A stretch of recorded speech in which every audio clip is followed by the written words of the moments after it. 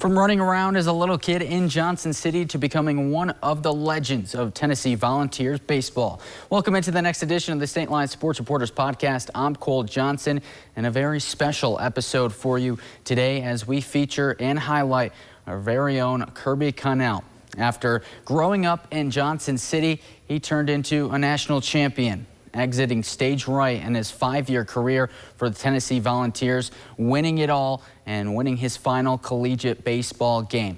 4 wins, 4 saves, and a whole bunch of clutch and pressure-filled strikeouts to end his career. But those are just the numbers alongside Kirby's name. This is what Tennessee had to offer, the best of what they had to offer. This attitude, the presence, the aura that Kirby brought every day, all on top of being an all-star teammate over a 5-year span. I got the chance to catch up with Kirby just days after winning the title, the College World Series title in Omaha, followed by getting welcomed back to Knoxville in a championship parade and celebration on Tuesday night. So he's had a little bit of time to reflect on his journey and the final team meeting they had that came with a lot of emotion, and that's what it's all been for Kirby as we discuss his whole journey from the moment he chose to be a Tennessee Volunteer to the ups and downs to walking off the field for the final time as a national champion, all while representing Johnson City and the Tri-Cities and other places he has been along the way where he's made some major impacts. So we start with Kirby, hear from him on what this journey has been like and what may be next for the man with the mustache that they call Volley Fingers. Hey, first off, how are you feeling, man? I mean, it's been a long couple of days. You guys didn't get much time to take a breather, right? You win it all and you come back and you have thousands of fans to come home to. So how are you feeling? Yeah, that it doesn't feel real. I said this, as soon as we won, it's such a surreal moment, and it's a great opportunity, and it's a great experience to be a part of. So, it hasn't really hit me yet. It kind of hit me today when we had a team meeting, and it was like, all right, we're done. We don't have anything else to do. I started talking about what the future has for us, and I'm like, I'm done playing college baseball. So it was a little different. It kind of brought some tears to the eyes. A lot of guys in the room we spent a lot of time together from the fall to, whether that was from the 2020 fall to being able to be where we're at right now. Yeah, so talk about that, just the feeling of being able to finish out on top. I mean, there's a lot of teams, every other team across the nation, you have your seniors who walk away and they're saying goodbye and those tears come out knowing that they played their last game, but you guys did it as the best team in the country. How does that feel? How much better does that feel?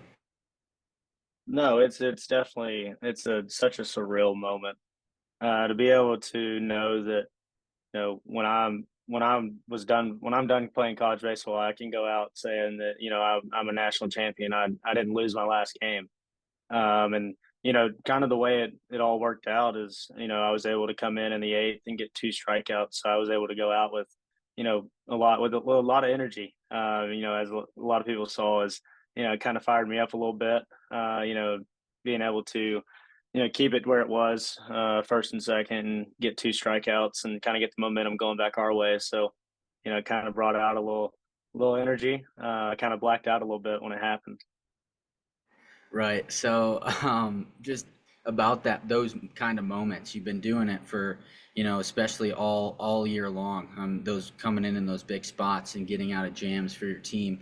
When you do it on that kind of stage, do you look back at those times? You come off the mound and you're pumping your fist, going to the crowd. That's something that a lot of Vols fans are going to remember forever. Just seeing you doing that, and you become kind of a fan favorite throughout all of Knoxville and all of East Tennessee. So when you think back on that, how special is that to you? Yeah, it's special to be in those situations, be in those big key moments. Just a lot of trust from Coach Vitello and the coaching staff and the guys, my teammates, just to support me and everything.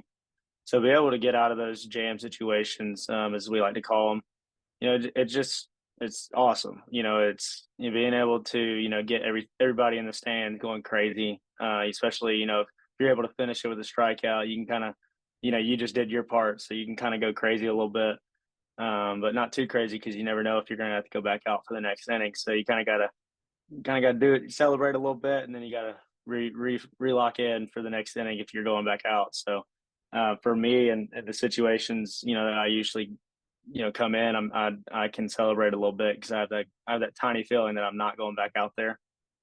So no, it's just I've enjoyed every minute of it. Being able to go out in Lindsey Nelson, my last outing in Lindsey Nelson finished with a strikeout, and then my last outing in college baseball finished with a strikeout. So it was just an awesome experience. Yeah, and you've been through, all the highs and lows. I mean, 5 years of this. There are a lot of ups and downs, especially how long the college baseball season is. And you guys made it to Omaha a couple of times and didn't get the job done. So when you're finally able to make the most of those moments, like you said, and go out on top as not just champs, but the way you did individually with ending with a strikeout, could you have imagined that, say, 5 years ago when you stepped on campus, or even just in the first couple of years? No, I mean when I committed to Tennessee, I said this yesterday at the parade. I said our main goal was try to make it to a regional, try to make it to a super regional. So I remember the conversation I had with my dad. It was when I got the offer from Tennessee, it was, are you sure you want to do this? This team hasn't made it to Hoover, which is the SEC tournament.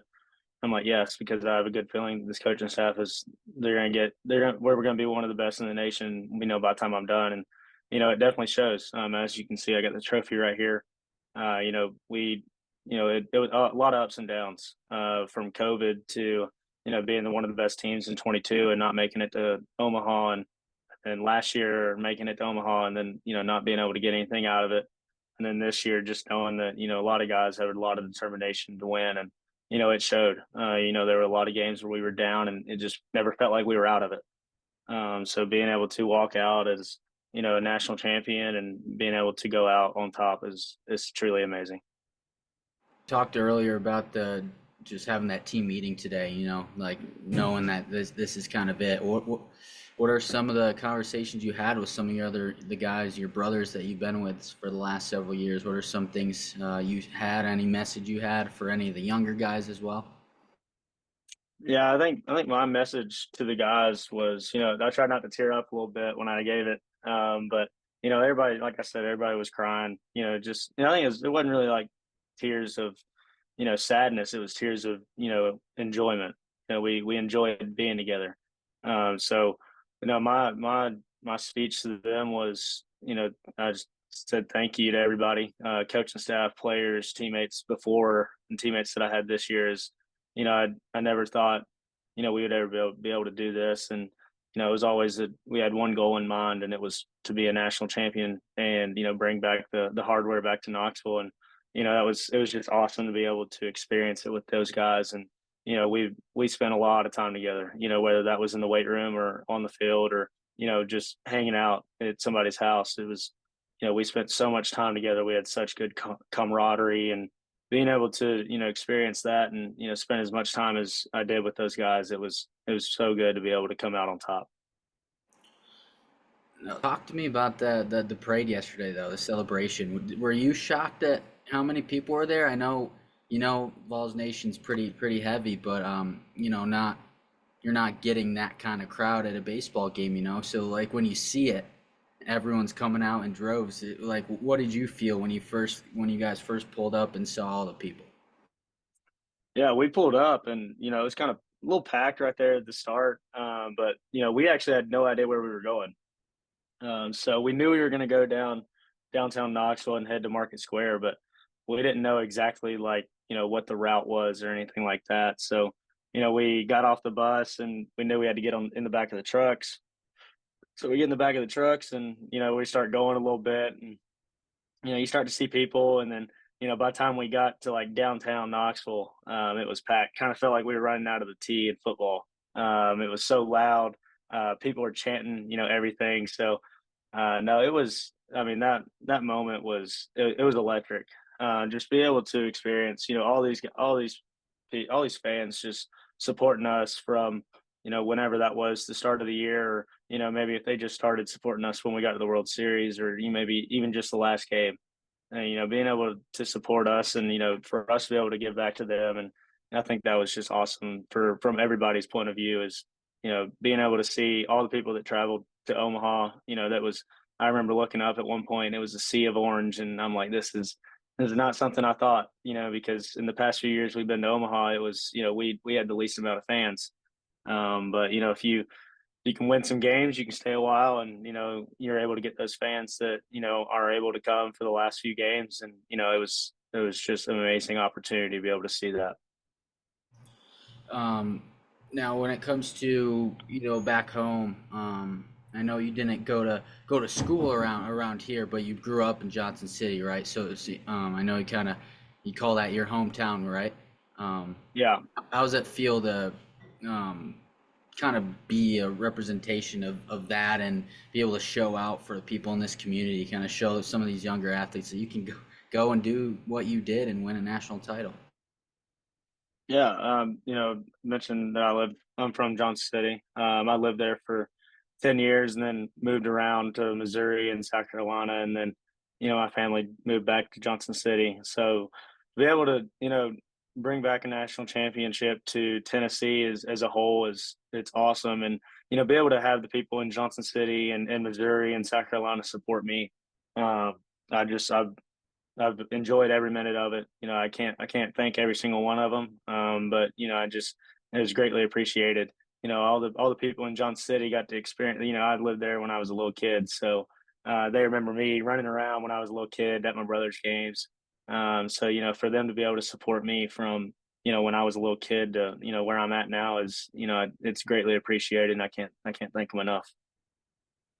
And just lastly for you, man, I'll let you go.